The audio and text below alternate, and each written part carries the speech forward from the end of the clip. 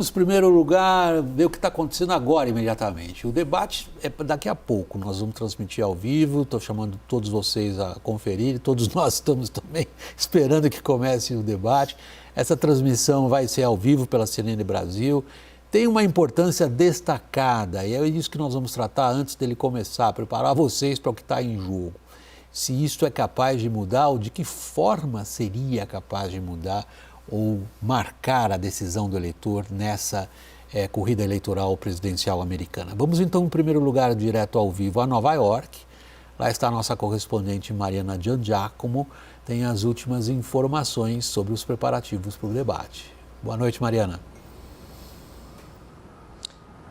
Oi, Vac, boa noite a todos. Vac, esse debate já está sendo tratado aqui nos Estados Unidos como um dos mais importantes da história, porque muito está em jogo. A gente viu a importância do último debate entre Joe Biden e Donald Trump, que foi em grande parte responsável pela desistência da candidatura de Joe Biden, né, que ficou bastante comprometida depois da repercussão do mau desempenho nos palcos. Então, agora é muita expectativa para esse debate, para o primeiro encontro entre Kamala Harris e Donald Trump. É a primeira vez que os dois vão se falar, então a expectativa é alta para o que vai acontecer, né? Para quais vão ser os discursos dos dois, as trocas de acusações. Donald Trump já está se preparado para criticar aqueles pontos fracos do governo Biden, os maiores desafios, como por exemplo a imigração, a economia, já que Kamala Harris é, claro, a vice-presidente dos Estados Unidos. Então o argumento de Trump é de que Kamala fez pouco ou nada para solucionar esses problemas.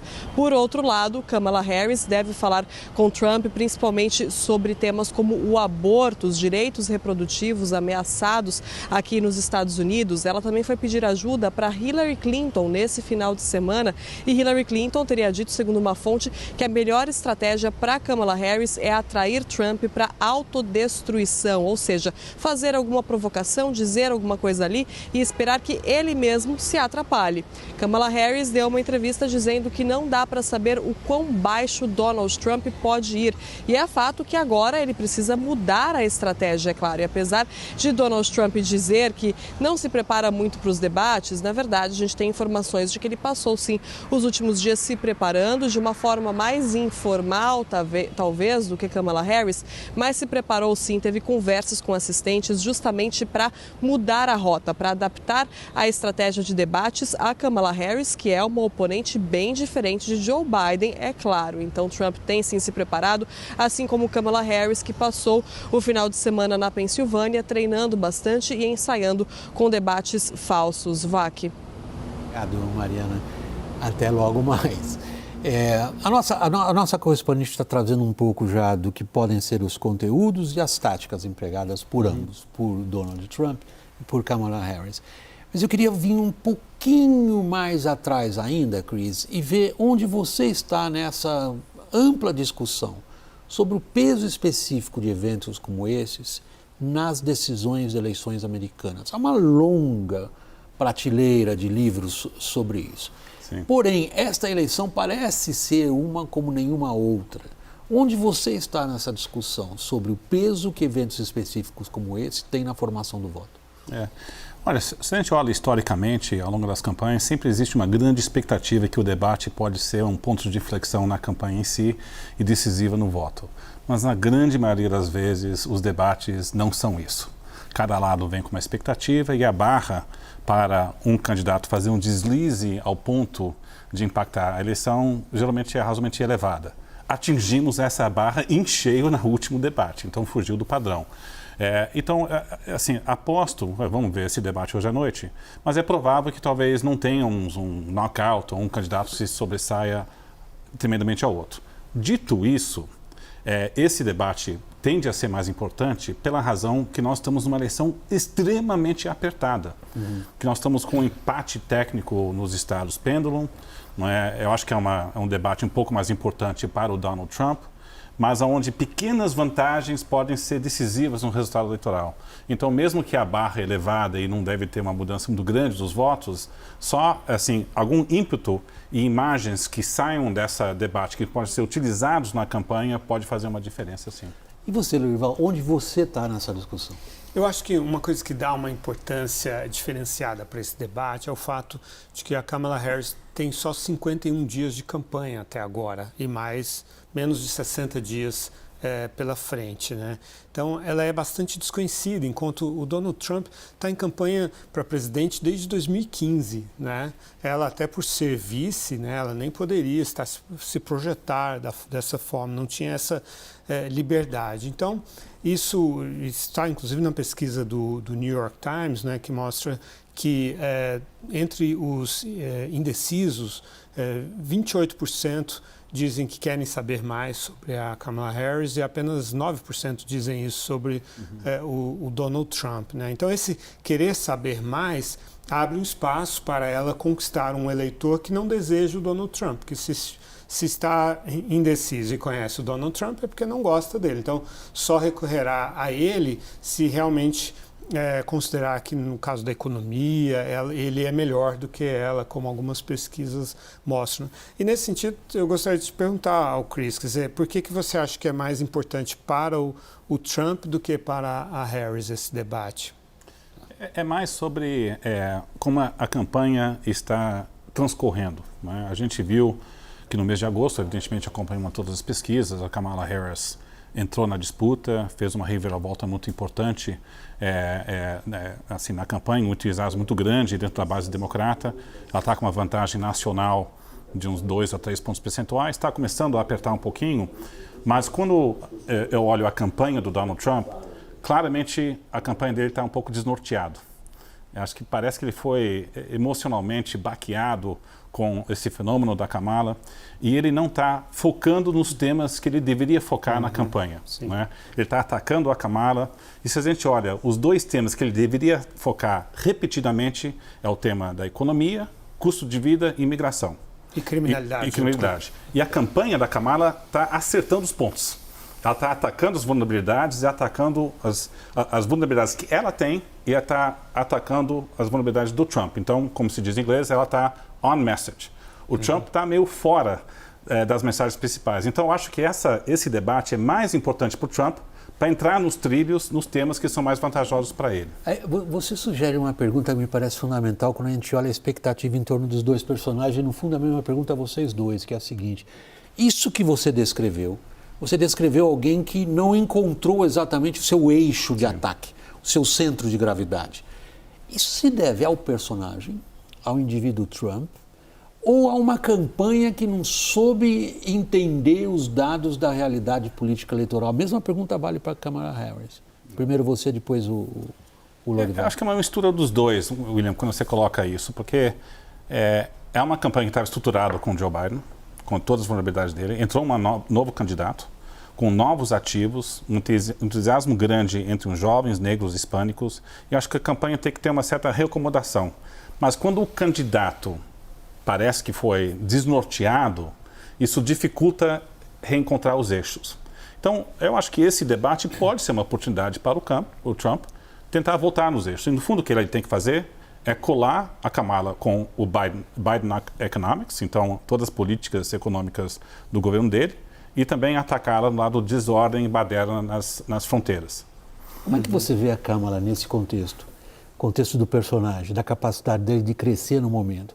Até aqui ela não se destacou excepcionalmente como uma grande personagem de televisão, ao contrário do Trump. De televisão que eu digo, de tela, né? Não tão televisão como meio, mas como tela, como ser capaz de conduzir a própria imagem. Até aqui ela não parece ter sido muito feliz nisso. Quando a gente olha para o desejo, a tentativa da equipe dela de deixar os microfones ligados o tempo inteiro, isso acabou não sendo decidido, né? A gente sente que ela quer jogar muito no erro do Donald Trump, né? Assim, aquilo que a própria Hillary Clinton recomendou que ela fizesse, né? Fazer com que ele se autodestrua, né? Go under his skin, né? Vai e passa a dominar as emoções, provocá-lo e tal.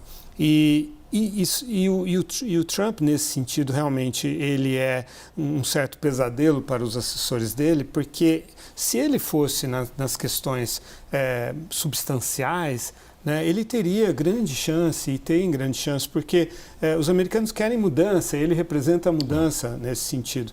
Mas ele, antes de ir para o debate na Filadélfia, ele postou no Truth Social, a rede dele, era um meme de inteligência artificial, ele com um monte de gatinhos, porque eles estão espalhando um fake news de que os haitianos imigrantes na cidade de Springfield, em Ohio, estão roubando os gatos das residências e comendo esses gatos. O próprio prefeito de Springfield disse que isso não é verdade. E o J.D. Vance ficou numa situação muito ruim porque ele é do Ohio, né? E ele é o vice do Trump. Ele teve que vir e dizer, parece que isso não é verdade, porque os Ohioans podem ficar muito bravos com o J.D. Vance se ele aceitar esse tipo de tese. E também os imigrantes, principalmente os haitianos que estão na Flórida e assim por diante. Então, mas o Trump não resiste, ele se diverte, é para isso que ele tem o Truth Social, é para isso que ele voltou para o Twitter. É por isso, talvez, que ele quer ser presidente, para brincar com essas coisas, para atacar. E o eleitorado mais fiel dele adora, espera, exige isso dele. Mas ele precisa do eleitorado que não é o dele. Ele precisa conquistar o eleitorado moderado. E esse é um desafio para ambos, tanto para ela quanto para ele. Tem uma forte ironia que você está levantando. Porque aquilo que aparentemente a campanha democrata considera um problema para o Trump, na verdade, parece ser a sua força. Uhum. Não, pois é, eu acho que, assim, quando a gente pensa num debate como esse, né, eu acho que talvez as ferramentas que o Trump tem utilizado nesse caso específico, né, extrapolaram, né, podem ser negados, mas pelo menos está num tema que é vantajoso para ele, que é a imigração. Sim.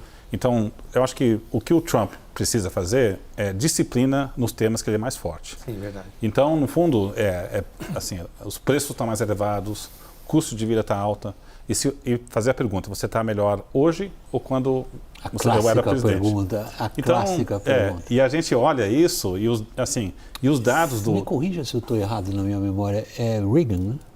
Acho que sim, Reagan. Com o Jimmy Carter. Com o Jimmy Carter. O Jimmy Carter estava disputando no final da reeleição. década de 70. Vocês estão melhores agora? Não, então é isso que ele tem que focar. Qual é a resposta? Aí depende de onde é que você está no país. E a vantagem que o Trump tem nessa disputa é que quando você olha, particularmente os estados do cinturão da ferrugem, os estados de Pennsylvania, Wisconsin e Michigan, a renda real ainda não recuperou do período pré-Covid. Então, quando você faz pesquisas nesses estados, temas de custo de vida e economia são mais importantes do que quando você faz a mesma pergunta no nacional. Então, e os eleitores independentes nesses estados estão com mais viés Trump e se preocupam mais com esses temas. Então, é um ambiente, eu diria, um pouco mais propício para o Trump se sobressair. Mas ele tem que, assim, é por isso que essa é uma eleição onde a campanha vai fazer muita diferença.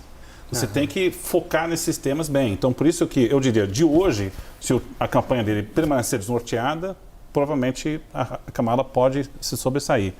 Mas nossa aposta na Eurásia é que alguma versão de voltar aos eixos deve ocorrer nesses próximos meses. A Kamala tem conseguido essa quadratura do círculo, que é dissociar-se da presidência do Biden Economics, sobretudo naquilo que os seus oposicionistas dizem, vocês é que causaram essa inflação, e ao mesmo tempo defendê-lo? De forma alguma, né? Ela não tem, acho que ela não está nem tentando, né? Assim, e os remédios que ela receita para essa carestia são mais daquilo que exatamente causou essa inflação, que é mais liquidez, mais dinheiro no bolso dos americanos, menos impostos para a classe média, subsídios para aqueles que estão com o primeiro bebê no primeiro ano, para comprar a primeira moradia, e assim por diante. Claro, para os remédios, isso é algo que ninguém discute, mas reduzir o preço, continuar reduzindo os preços dos remédios, assim por diante.